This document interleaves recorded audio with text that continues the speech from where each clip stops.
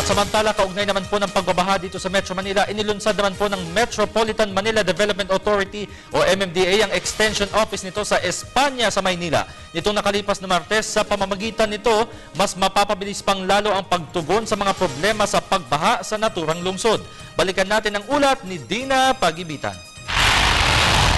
Taon-taon dumaranas ang Pilipinas ng panahon ng tag-ulan, kaya naman hindi naiiwasan ang samut-saring epekto nito sa buong bansa lalo't higit sa Kamaynilaan.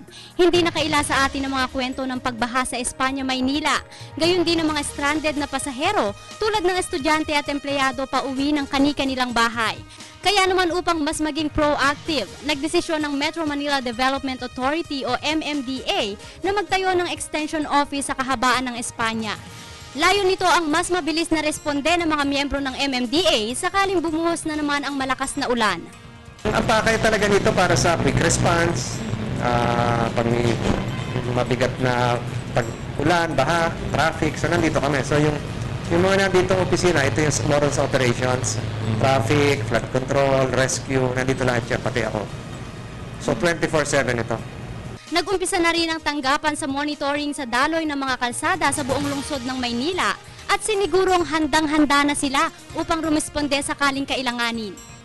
Parang doon sa Metro Base din yung communication command center namin doon. Kung ano po yung nakikita nyo doon ganoon din po yung nakikita nyo rito. Kasabay nito, patuloy pa rin ang flood control operations o paglilinis ng mga estero o kanal sa kahabaan ng Espanya. Magkakasama na tayo rito. So siguro hindi nila masasabing wala doon.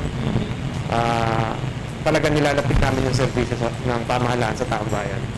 Samantala, magiging malaking tulong naman ang nasabing office sa UST student tulad ni Marie Chris.